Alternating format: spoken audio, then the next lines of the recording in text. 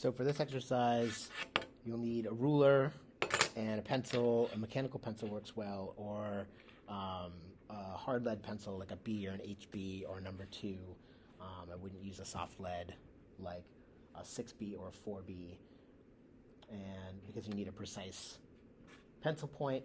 There's a couple kinds of rulers that you can use. A clear ruler is good for this because then you can see what's underneath the ruler while you're drawing. I prefer the cork bottom ruler so that the ruler doesn't slide around so much when I'm drawing, but either one is fine.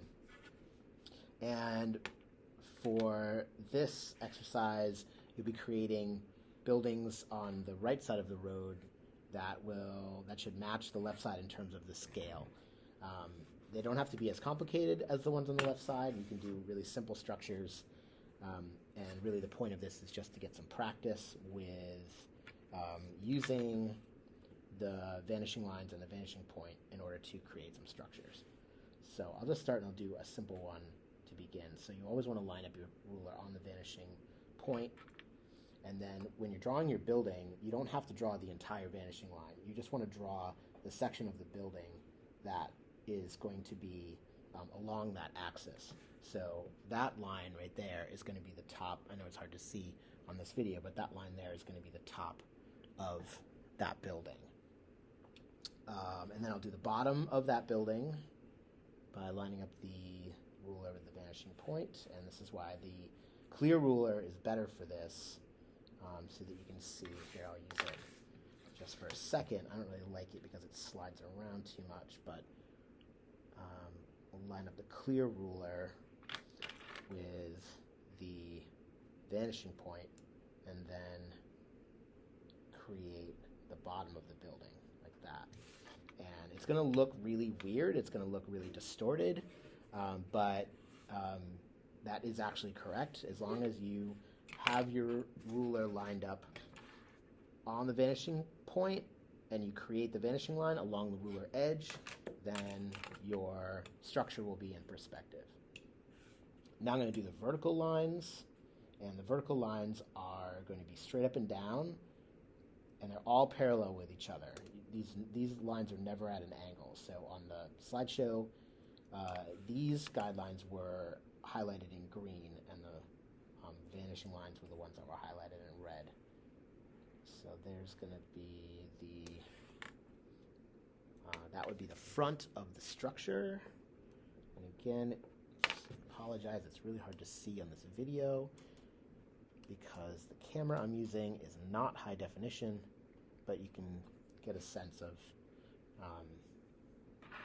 the shape of the front of the building, and the top of the front of the building and the bottom of the front of the building are going to follow those vanishing lines, and you'll see that it is similar to any of these horizontal lines on the left side of the street that's already completed for you.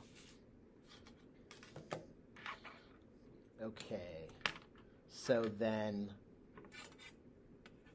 so this is the front of the structure. So then if I'm going to do the side of the structure, this is where it gets a little tricky, where you're actually not using the vanishing point here at all. You're only creating now horizontal and vertical lines to do the side of the building, and this would be the side here that's facing you, and this would be the front that's facing the street, because the side of the building is parallel with the angle that you are standing, or that the viewer is standing. So these lines would actually be horizontal, and you can see this a little bit in some of the structures on the left side of the street, such as the bottom of the doorway here, this entry ramp right here has horizontal lines, the edge of this wall, and the top of this building. So just be careful that if you're doing the side of the building that is facing you, so this would be the side, not the street side, but the alleyway side, that those lines are horizontal. I'll just do one more structure before I speed up the video, and that is to draw a second building to see how, so you can see how the two buildings will interact with each other. So the next building I'm going to do is going to be to the right of this one that I just created. And I'm going to make this one a lower building. And you'll see the top of this structure, the roof, because it is a lower structure. So here is my top vanishing line, and now the bottom vanishing line is going to line up with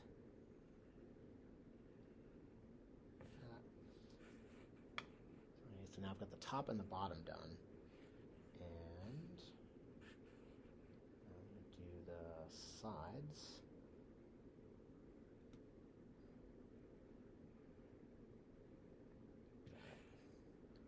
Actually, I'll just make these go off the page like that. Okay.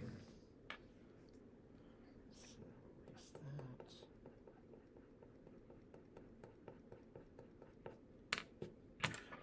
So now I've got the front of this closer building here, and so I followed the same rules that I did with the other building.